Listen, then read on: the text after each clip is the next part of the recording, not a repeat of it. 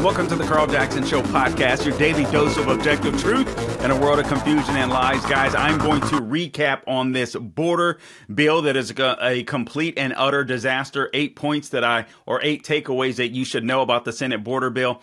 I went over them yesterday. They were a little convoluted. I'm just going to make them nice and concise thanks to the Washington stand. Also, you may not have heard about this news last week, and I want to go over it with you, and that is the Daily Signal wrote a column on how America's families would be slammed by this new House panel's expansion of welfare. I didn't know that you knew this, but we have obviously a border crisis. We're expanding welfare, Democrats are, in order to try to make sure that they secure a permanent voting base. So we have that. Also, I'm not sure if you heard of the welfare cards or gift cards or credit cards that have been given away or going to be given away to illegal aliens in New York City to use at bodegas and so on, etc. Yeah, that's not going to end up bad. We'll talk about that. This just broke. The appeals court in Washington, D.C. said that former President Trump is not immune from prosecution in the Jack Smith case post-presidency, meaning anything he did during his presidency, he could potentially be prosecuted for. That may sound good to lefties now. That is so dangerous. It's insane. He's got to get out of I don't know how it can happen. Get out of that court system, which I guess they won't allow a change of venue. Imagine if that's a Democrat. Imagine if we go after Joe Biden. We all know he's corrupt. Democrats know he's corrupt. They're just not willing to admit it. But this is a very dangerous precedent. A president that acts within his powers while he's president should not be charged for crimes afterwards for things that he did in his presidency. The Constitution is clear. You can impeach a president. You can kick him out of office. Democrats tried to do that twice. They failed at it because the charges, pun intended, were trumped up. And so they failed on both occasions, but it is not stopping them. Also, because nobody cares, I hate to say this, guys, I love you in Nevada, but the Nevada primary is today. The Nevada caucuses are in 2 days, huh?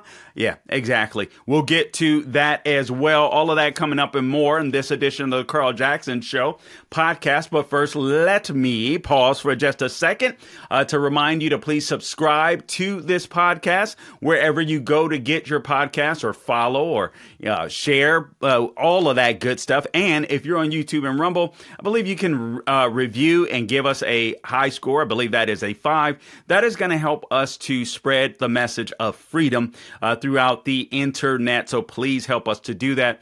All things social media, I am at The Carl Jackson Show or at Carl Jackson Show. You can find me on X. You can find me on Instagram, Facebook, True Social Getter. Wherever I am on social media, The Carl Jackson Show is where you can go to find me. And do not forget, do not forget our sponsor, MyPillow.com. Mike Lindell at MyPillow.com.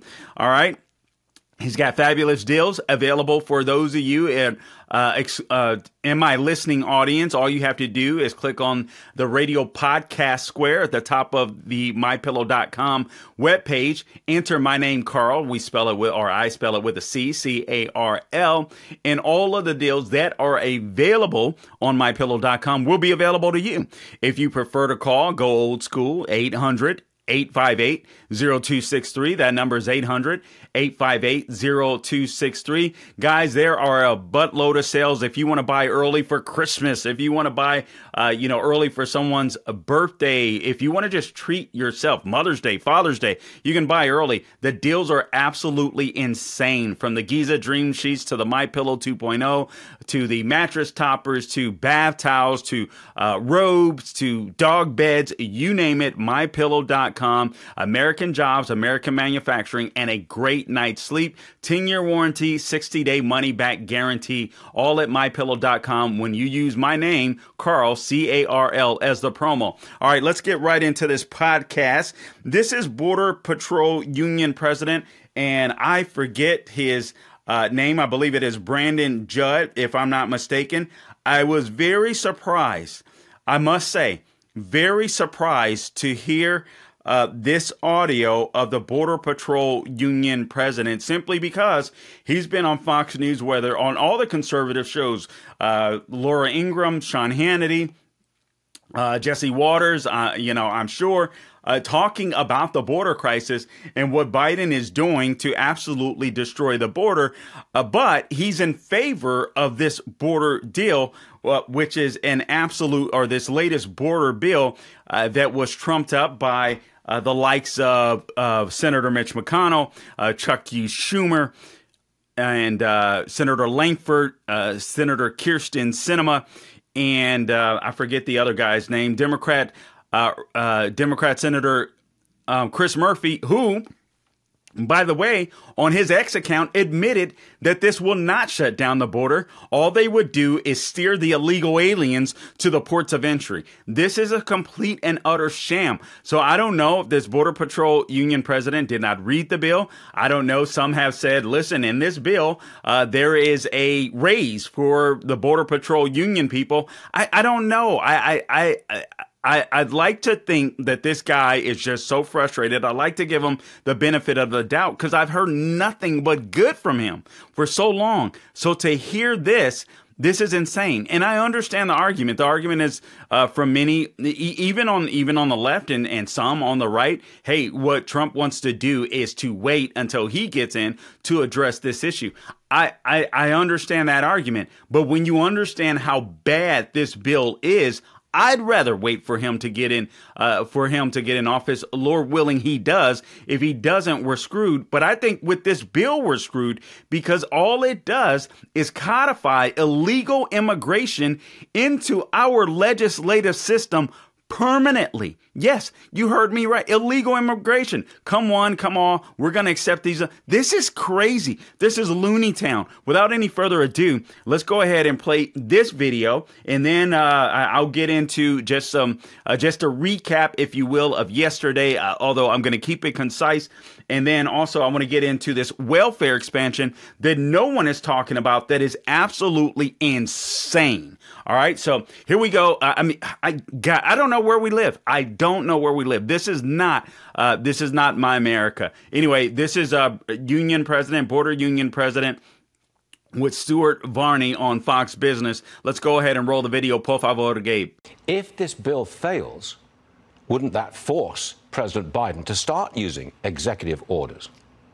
No, I don't think that he's ever going to use executive orders. I think that he'll go into the election saying that, hey, I'm gonna continue on what I'm doing. That's what he's done to this point. So he can't afford to lose his base. If this bill were to pass, he would then throw his hands in the air and say, hey, Congress did it. And I understand that from a political standpoint. I understand politics, and I can understand why Republicans would go against this for political purposes. I get that. There is that aspect to it. Again, I am going to look at real-world application as it would pertain to the border today. Listen, I guess after hearing that, I mean, I understand his argument. I just think he's wrong. This does not slow the flow of the border crisis. As a matter of fact, again, the Democrat senator that wrote the bill, Chris Murphy, admitted as much on his X post. As a matter of fact, maybe we can use that for a thumbnail. I'll send that to you, Gabe, just a little behind the scenes. So I'll send that to you, Gabe, because I think we need to use that as a thumbnail. The senator that wrote the bill admits that this will not stop the flow of illegal immigration. This is a Ponzi scheme for illegal aliens like I've never seen before. So just as a recap, let's do this. I'm sorry, I almost forgot I had this video. This is Speaker Mike Johnson on Laura Ingram's program last night, saying, Speaker of the House, obviously, saying that the bill is dead on arrival. So let's go ahead, play that clip, and then I'll give you some of the latest breaking news. The Nevada caucuses, or Nevada primary, that's today. The appeals court, what they've said, a couple more things, and then we'll break this down real quick. All right, so here's Speaker Mike Johnson on Laura Ingram's program again. He says the bill is dead on arrival in the House, and I am so thankful that it is. Let's go ahead and roll this video, por favor, Gabe. We did read through it, Laura, and it did not take long to realize that this is dead on arrival. There's no way we could bring this through the House. The Senate expects us to pass a bill, a piece of legislation that you just did a great job dismantling here. What it would do is actually further incentivize illegal immigration. It would not resolve any of the problems, not reform in any meaningful way the broken asylum system, the broken parole process, and all the things that have created this catastrophe. And by the way, meanwhile, it further empowers the very cabinet secretary who designed and created this mess. They don't follow federal law. Why would we do this anyway? But the bill itself would actually do more harm than good, and that's why we've said it's a non-starter over here in the House. Okay, so there it is. It's dead on arrival. Why? Because they don't follow the law. I mean, this is an election season now. Brandon Judd, the Border Patrol Union president, said he understands why Republicans would be against this bill for political reasons. Does he understand why Democrats are for this bill for political reasons? Because they know they won't follow the law. They've not followed the law, enforced the law in the first place. Which is why we have the border invasion. And forgive me for calling it a crisis. It's not a crisis when it's intentional. This is an invasion of the Democrats' making, of Joe Biden's making. And so why would we trust them with anything when they don't follow the existing law?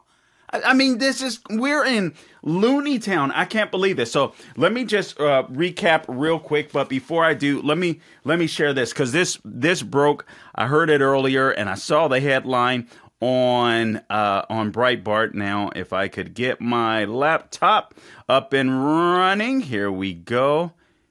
Okay, so hat tip Breitbart. Appeals court, Trump not immune from prosecution in a Jack Smith case. Campaign slams ruling, threatens the bedrock of our republic. And the Trump campaign is absolutely correct. The window about that, guys, and I've already mentioned it, but I'll just say it again. This is a very dangerous precedent that should scare everyone. I don't care if you're Republican, Democrat. I don't care what you are, Green Party, Libertarian. It doesn't matter. The fact that you can prosecute a president for things he did on the job after he's out of office is absolutely insane. Now, if he murdered somebody, if he raped somebody, you know what I'm saying? Well, that's a different case. That's a criminal case. But applying the law and criminally charging a president for decisions he made, it almost nullifies the president. Because who's going to get in the presidency now and want to do anything that they'll second think everything? Let's put it that way. Should I do this? Should I do this? Is Jack Smith going to go? It's insane. And we all know that Jack Smith is a corrupt attorney. He's a political hack. No way. No way. Okay, I'm sorry.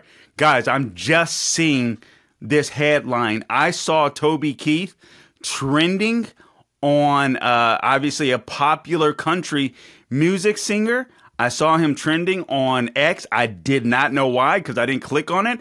I'm just happening to see this headline. Toby Keith, larger than life country music star, dies at 62 years of age. That is insane. I'll have to touch on that. All right, but getting back to this issue with Trump, who's going to want to be in the presidency? Everyone is going to fear prosecution after they leave the White House. This is why this deep state stuff has got to go. I really believe the White House needs to be moved out of Washington, D.C., in my opinion. I definitely believe the Senate and the House should be. I think they should just stay home in their districts. I think they only need to travel to the Capitol once a year, just like we do right here in the state of Florida. We have a session, a legislative session. They get everything knocked out and they go home. I think the same needs to happen in D.C., where they're not sitting in that corrupt city, all becoming corrupted, all becoming friends. I don't want my politicians to become friends, right? I want them to work for we the people. I want them to work for their districts. It's as simple as that, or their states. It is as simple as that to me. Absolutely insane. That is such a dangerous precedent. I cannot stress it enough. Okay, another thing real quick before I forget. I saw this. Apparently, former President Trump, had a 2-hour sit down at Mar-a-Lago with Ronna McDaniel. Ronna McDaniel is the RNC chair. You guys may have heard the news that, listen, the RNC is not doing well at all financially. Many people, I think, have opted to just support the politicians, which they like, which I agree with. However, I'm not going to sit here and pretend like the RNC. This is necessarily a good thing. We'd like to be able to trust the RNC, but apparently they've been spending money on things that were a no-no, too much on flowers, not enough on get out the vote efforts. I mean, some of the stuff, some of the things that I've heard and read have been absolutely insane. Just not wise stewardship when it comes to some of the money, which explains some of our crappy elections, if you will. But also in in fairness, I got to say, when it comes to Ronna McDaniel, Trump needs some of that blame. He had an opportunity to endorse Harmeet Dillon over Ronna McDaniel, I believe, in 2022. For the RNC chair, he did not do it. I think that was a huge mistake. Now, so apparently he's seen the light. He's still saying that he respects Ronna McDaniel. He loves working with Ronna McDaniel. Ronna McDaniel was able to secure him victories in 2016. And so it seems as though he's very loyal to her. However, she's doing a horrible job as the RNC chair. 2020, 2022, and 2023 special elections, there's evidence now. There's a track record of losing. And that's why I believe that Ronna McDaniel has to go. And so he had a 2-hour sit down. He said he will basically make a final decision after the February 24th primary when it comes to the RNC chair. And Ronna's got to go. All right. Ronna, she may be a nice person. She's got to go. She's not fit for this job. She's not fit for the times. It's as simple as that. Now, speaking of primary, because the South Carolina primary, I believe, is on February 24th. You have the Nevada primary happening today. So they have a primary in the caucus. This is a very weird system. Apparently, they were the Nevada caucuses. Or Nevada primaries, I'm sorry. They were Nevada primaries, but the Republicans went to court to fight against the Nevada primary. I don't know why.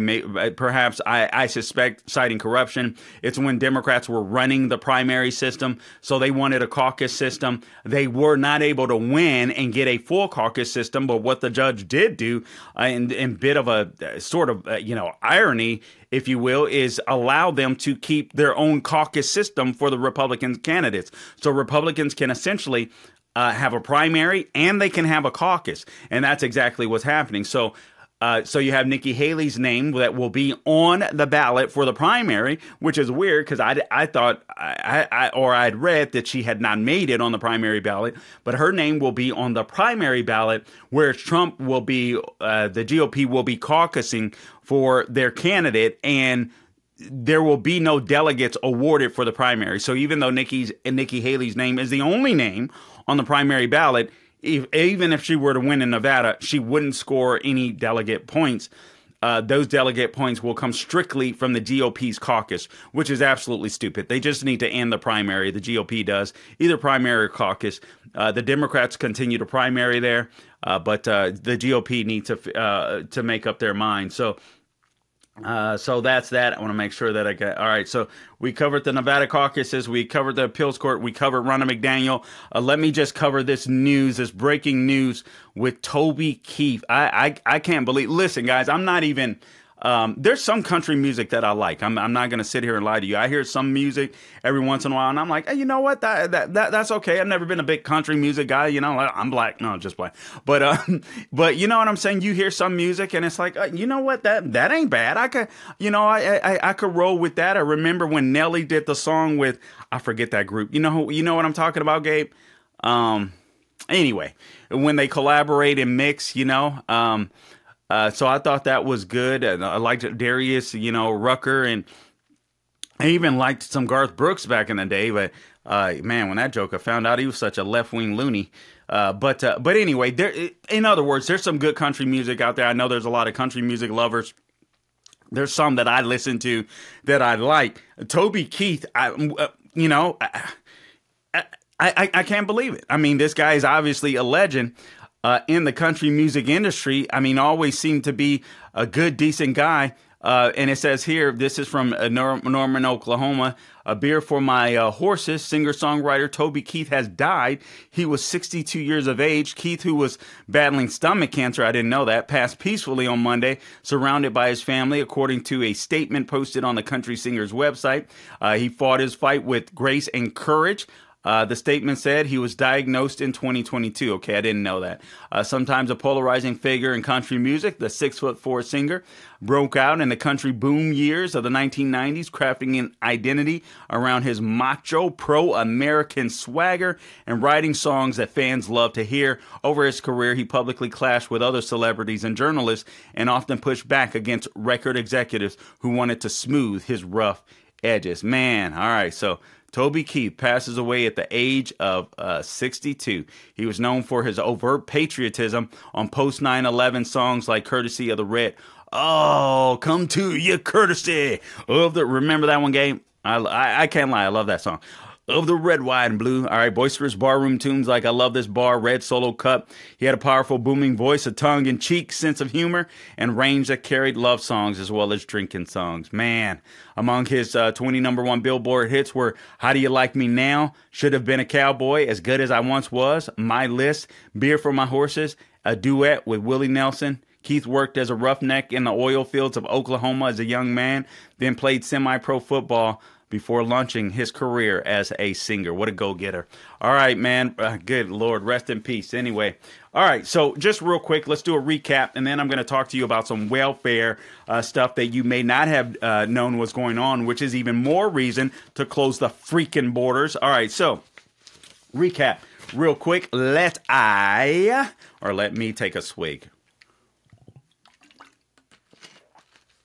I don't know why I say I just do that playing around. All right, so here it is. Courtesy of Washington Stand, 8 items in the Senate border bill that you need to be aware of. And I went through them yesterday, but they were a little convoluted because they were rather lengthy. I was trying to give you a summary from Breitbart, but even that was lengthy. A lot of people have picked this thing apart and kind of summarized some of the bigger talking points or bigger items in the bill that you should know about. Number one, Border Emergency Authority is created. The bill would create a new Border Emergency Authority that, when activated, would give Alejandro Mayorkas, of the Department of Homeland Security Secretary, authority, listen to this quote, authority in the Secretary's sole and unreviewable, all right, discretion to summarily remove from and prohibit in whole or in part entry into the U.S. of any alien identified in subsection A3 who is subject to authority. So basically, this emergency power would be removed from the presidency. That's insane. The authority must be activated if, quote, during a period of 7 consecutive calendar days, there is an average of 5,000 or more aliens who are encountered each day, or on any one calendar day, a combined total of 8,500 or more aliens are encountered. The DHS secretary must, quote, implement the authority within 24 hours of such activation, a close quote, and may keep it in operation for weeks if average encounters over a 7-day period fall below 75% of the activation threshold. The DHS secretary must suspend the activation within 14 days. However, again, the senator from Connecticut, Chris Murphy, let the hat out of the bag. The flow doesn't have to stop. The bill will gradually reduce the amount of time the border authority can be implemented from 3/4 of the year to 1/2 over a 3-year period. The DHS secretary is allotted 270 until they decide to change it to allow him to do it all year long. The DHS, basically, this bill, if Trump were to be reelected, all right, and we're going to have to work hard to make sure that happens, but if he were to be reelected, this would nullify his presidency. And then all the Democrats would do is say they're not paying attention to the border, right? They pay attention to everything else. It's all Trump all the time. That's all the news seems to be for the most part. You know, a little bit of war, a little bit of, you know, and then Trump. So all they would do, the military, the media, All they would do is shift their focus. They don't focus on the border now, except to bash Governor Greg Abbott. Oh, and by the way, there's 13 other governors that have joined up with him on the border to show their solidarity for the governor of Texas and for fighting the invasion of our country. So kudos to them. But this would destroy the Trump presidency, because all that would happen if he were to get reelected, all that would happen is the media would now focus on illegal immigration and say, why aren't you stopping this? And then you have Republicans that are participating in this. Glitch McConnell and Senator Langford of Oklahoma. Guys, that guy has just recently gotten reelected. I will put so much pressure on that guy to resign. He's still on different news organizations. He was on CNN. I overheard an audio clip. I mean, just insane. Just defending it. Attacking Elon Musk. It's just insane. All right, another thing, number 2, catch and release is codified. One of the largest sections of the bill legislated new procedures for, quote, non-custodial removal proceedings, close quote. Under these new rules, illegals who show up at the southern, they say migrants in here, I'm not going to say migrants. Illegals who show up at the southern border and claim asylum are released from physical custody. So all they have to do, whether it's a true claim or not, all they have to do is claim asylum. They're released. This gets rid of catch and release, because once they're released into the interior, you think you're going to find these people? There's no documentation. There's nothing set up. Apparently, there's supposed to be some type of surveillance, but I'm not sure that that'll happen. The bill also adopted lengthy rules whereby an illegal could voluntarily withdraw an asylum claim and or depart the country. Under current law, any alien seeking asylum, quote, shall be detained pending a final determination. So they don't detain them. They just claim asylum, and now they're released into the interior. So catch and releases. Once you find someone that's been detained and that is now in the interior illegally, you catch them, but you release them anyway. That would go bye-bye. These people just have to show up to court if they so decide to do so. I mean, just absolutely insane. The DHS secretary has discretion to activate the emergency authority at a slightly lower threshold if during that 7-day period of 7 consecutive calendar days, there is an average of 4,000 or more aliens who are encountered each day. The border authority is automatically triggered at this lower threshold. Average 4,000 daily encounters for the first third of the DHS secretary's allotted days for the year. 90 days in the first year, 75 days in the 60. This is such a game. The border authority is also automatically triggered at this lower threshold if the number of days left in the year equals the number of used days left of the DHS secretary's allotment. You know another reason why this is such a bad deal? I'm reading the wrong thing. I'm reading back on number 1. Why this is such a bad deal? You never negotiate from the point of weakness. You negotiate from a point of strength. You always negotiate from, listen, how about 0 encounters at the border? We're sending everyone back. Everybody gets detained.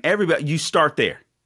You don't start with, well, we're going to allow this many people. This is why I disagree with the Border Patrol union guy, Brandon Judd. And again, I don't want to question his motives, because I've seen this guy on show after show after show just arguing points that I totally agree with. And to say what he said, man, it's just crazy to me.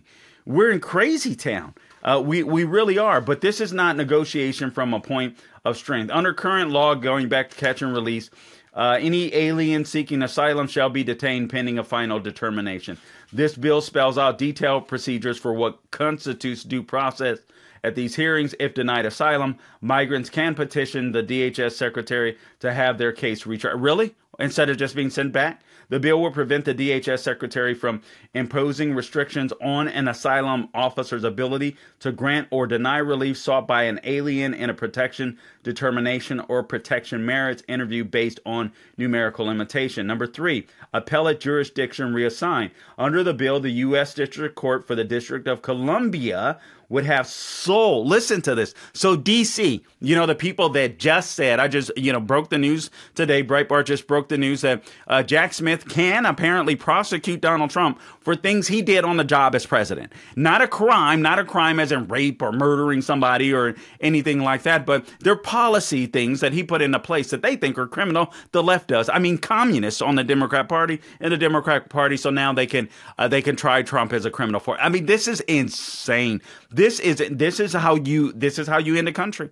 And the left is really attempting to do it. But with this appellate jurisdiction, the United States District Court for the District of Columbia would have sole and original jurisdiction to hear challenges, whether constitutional or otherwise, to the validity, close quote, of the new asylum hearing rules, quote, or any written policy directive, written policy guideline, written procedure, or the implementation thereof. So all of these hearings for illegals would go before the DC jury. You mean the 95% we vote Democrat, courts and juries there? Number 4. Migrant work authorization granted. If a migrant's asylum claim is approved, he or she would automatically be issued employment authorization. You really think they're sending these people back? Renewable at 2-year intervals. So renewable every election season. If the migrant appeals a denied claim or the illegal, he or she can receive work authorization while the outcome of the protection merits interview is under administrative or judicial review. But again, all of these hearings would go before a DC court. You think these illegals are going anywhere? No. Number 5.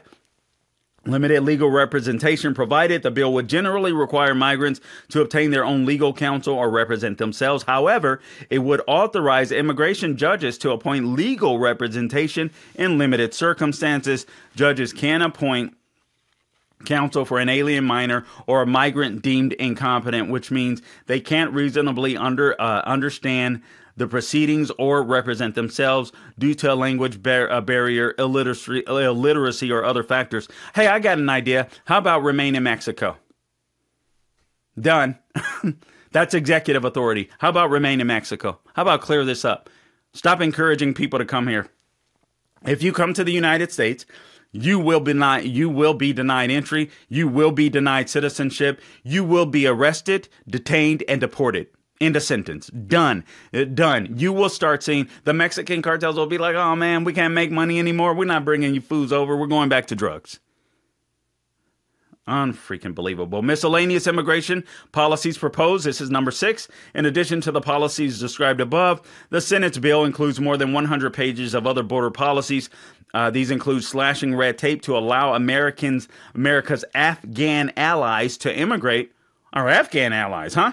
Authorizing financial sanctions of fentanyl trafficking and related money laundering, streamlining hiring, training, approving work authorization for persons married or engaged to a U.S. citizen, and various reporting requirements. So, all right, so some of the things in this bill, listen, we would be stupid to argue that absolutely everything is insane. There may be some tidbits where we're like, man, we would like. The problem is you don't start with a weak bill. You start with a strong bill. This is very weak. Number 7, $21 billion for a border allocated. So the bill would allocate approximately $21 billion for the border and other immigration related policies. However, not all of this money would go directly to border security. Approximately $13.9 billion would be for customs and border protection, for ICE as well, which is immigration and customs enforcement, border infrastructure, deportation, and law enforcement. Nearly $1.3 billion of that money will go to the State Department for projects in the Western Hemisphere. More than $4.6 billion will go to housing illegals. Other accounts would go to legal fees, oversight, and other types of processing. $61 billion would go to Ukraine out of the $118 billion total. That's pretty impressive. $96 billion otherwise allocated. One of the big things, I'm not sure that this mentioned. I thought it was the biggest thing that I mentioned. Oh, yes, it did. Yes, I'm not sure. Anyway, let me make mention of this. One of the biggest deals of this bill was that basically the Department of Homeland Security Chief Alejandro Mayorkas could use his underlings to literally basically give a citizenship hearing right there on the border. They would have authority. His underlings would have the authority to decide asylum claims on the spot. Do you think that people working for Alejandro Mayorkas are going to deny entry to any illegal on the border? Breaking into our country? Heck to the no. All right, so absolutely insane. Those are the eight takeaways. I'm just not sure they mentioned. Number 8 was $96 billion otherwise allocated. Although pitched as a border bill, the Senate text would allocate nearly 5 times as much money in other areas, mostly dealing with defense and foreign aid. All right, so so $59.4 billion to be exact to Ukraine. I thought it was $61 billion. $41 billion in aid to Israel, who really doesn't need our aid, just wants our support and wants us to stay out of their wars. Besides just giving them that, verbal support, in front of the cameras, and also the encouragement behind the cameras and not stabbing them in the back. And $1.9 billion in aid to Taiwan. It also allocated $6.6 billion to U.S. military, beefing up U.S. Central Command. But the bulk of it would go to Ukraine. So securing, as you've heard people say, Ukraine's borders. And I feel so bad for the Ukrainian people. I don't want innocent Ukrainians to die. I don't want innocent Russians to die. But guys, we got a border invasion and we've got to take care of our border first. That's only common sense. Okay, so let me wrap up with this, because a lot of you, I'm sure, have not heard about this bill, and I think it is so extremely important. And it was mentioned briefly, if barely at all, last week. But this is a bill, a tax relief bill known as, if it should become law, the Tax Relief for American Families and Workers Act of 2024. Long name, but the Tax Relief for American Families and Workers Act of 2024. And what it would do was it would expand the child tax credit to $3,600 per child from the current level of $2,000. It would further create low-income housing credits and restore research and development deductions. This according to ABC News. So just in case you were unaware of other ways in which your federal government was trying to screw you, I want to fill you in with this. And I talked about this last week, actually, when I was sitting in on SNC Salem News Channel tonight, and I interviewed, oh, good Lord, Job Creators, Elaine Parker of Job Creators Network. All right, so basically, listen, this bill did some good things, but for the most part, it did some bad things. But it was basically a compromise, all right? So let me just give you the summary real quick from Daily Signal. And they say a major feature of the House Ways and Means Committee tax bill, again, called the Tax Relief for American Families and Workers Act of 2024. It's an expansion of the child tax credit. So this expansion was necessary. Again, this was a bipartisan deal to secure Democrat support for the corporate tax revisions in the bill, but the trade isn't worth the cost, argues the Heritage Foundation, and I totally agree with them. Now, Elaine Parker of Job Creators Network was on to discuss the benefits to small businesses that this bill did have, and she was absolutely right. I'm not negating that whatsoever. It kept the Trump tax cuts, the Tax Cuts and Jobs Acts of 2017, those tax cuts in place until 2025. So it's not permanent. I don't know why the heck we had a White House, a Senate, and a House in 2017, and we didn't make freaking tax cuts permanent. Oh, just insane to me. I mean, Republicans, we're so freaking stupid. I don't get it. I don't get it. All right. But it says the welfare-related child tax credit provisions aren't a minor extension of the Tax Cuts and Jobs Act of 2017, but a massive departure from the status quo. Together, they move the country in the wrong direction on welfare policy after years of pro-family, pro-work progress. So this bill moves us in the wrong direction. I'll go through this quickly. Now, it does, again, keep the tax cut in place, or keep keeps the tax cuts in place for small businesses, which are absolutely necessary after small businesses were treated so unfairly during the COVID lockdowns. And I'm intentionally saying lockdowns, as these other businesses were allowed, major corporations were allowed to thrive. So here are the problems with the bill that is known as the Tax Relief for American Families and Workers Act of 2024. It basically creates more Democrat voters. So the problem with the bill is there's four of them. It would increase welfare subsidies for single parents rather than for promoting and strengthening married families and two-parent households, number one. Number two, it would undermine rather than strengthen work requirements and welfare. Number three, it would increase, not reduce, fraud and excess benefits. Number four, it would provide more welfare to illegal aliens. So this bill accepts the tenets of the left's welfare agenda if it isn't stopped. So it'll need to be fixed when the rest of the provisions of the Tax Cut and Job Act expires in 2025. But this thing has passed, unfortunately, and so we're screwed.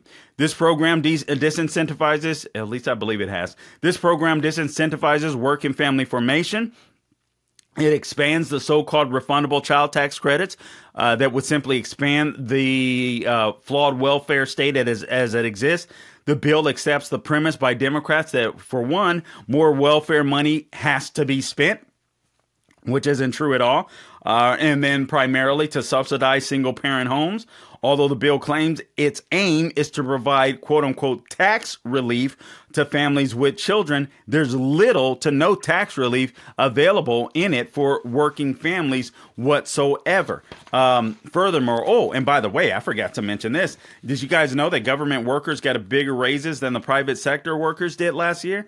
Breitbart, the compensation of government workers rose at a faster pace than workers in the private sector in 2023. This according to the Labor Department on Wednesday. Oh, and by the way, there was another headline, just too much to get to. Joe Biden is going to eliminate student loan debt for some more people. You know, I didn't finish up with college because I can afford it. Maybe I should have just went to college so I could have freaking got my loans forgiven.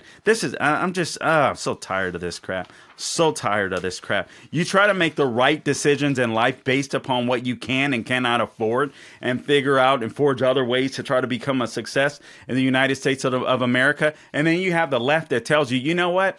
You could have went ahead and borrowed a buttload of money too, and we would have just forgiven it. What freaking... I want to cuss. God help me. All right. So this bill, MAGA my behind, here's some alarming numbers. Over 90% of the family benefits, quote unquote, will be new cash welfare payments to families who pay no federal income taxes, little or no social security tax. Nearly all family benefits in the bill are overt cash welfare payments. So again, a lot of the cash, 90% of it, would go to families who pay no federal income tax. This is just wealth redistribution. This is nothing more than socialism. This is a way to keep people voting for the Democrat Party. If passed, the bill would greatly expand the additional child tax credit, which is a simple cash welfare benefit program that has nothing to do with taxes. The current ACTC program has a weak requirement riddled with extensive fraud. The committee bill would deliberately weaken this already weak work retirement. So the bill hasn't passed yet. All right, good. Here's how the additional child tax credit works now. All right, so under the current law, parents ostensibly are required to work to obtain ACTC credits or benefits, additional, which stands for additional child tax credit benefits. Benefits increase as earnings increase. Why would benefits for welfare increase as your earnings increase? However, this work requirement is highly porous and readily evaded through fraud. All right, so only 55% of benefits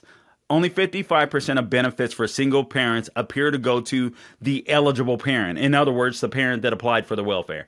All right. Oftentimes, the custodial single parent transfers their eligibility for the benefit and the work requirement to relatives or other adults who don't even live with the child. So Democrats basically get 2 voters for 1 by expanding the welfare. This is insane. All right. The transfer benefit then is shared with a non-working single parent.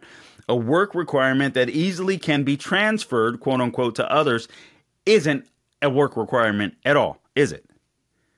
New beneficiaries would only need to prove they're working every year as opposed to or every other year, I'm sorry, as opposed to every year. So they don't even have to prove that they're working every year now. The bill also extends welfare payments to illegals.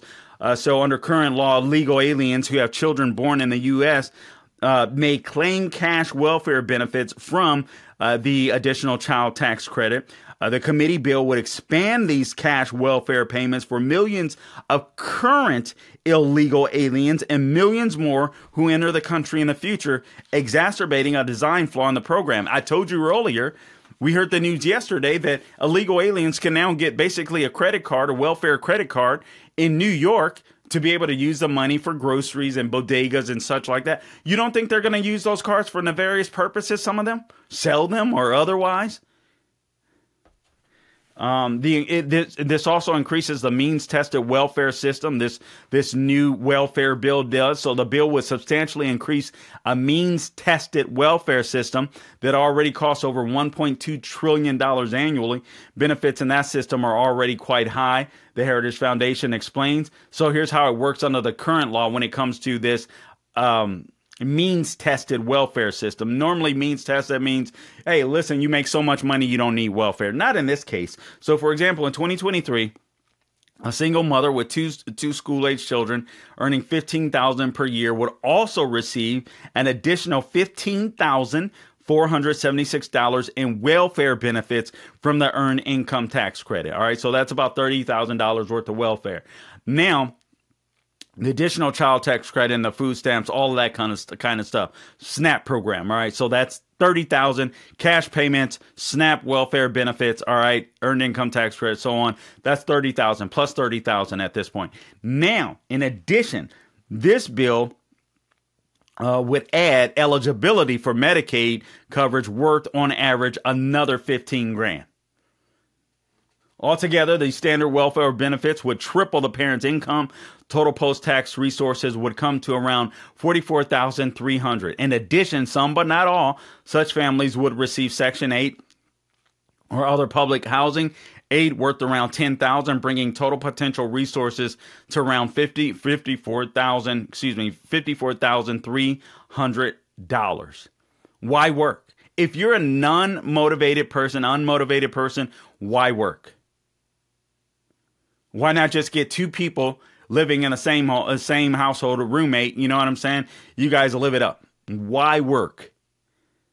This is how Democrats keep their voters. The Ways and Means Committee bill would add more cash welfare on top of this benefit pile. In this example, the single parent will receive an added $1,875 in cash grant under the bill.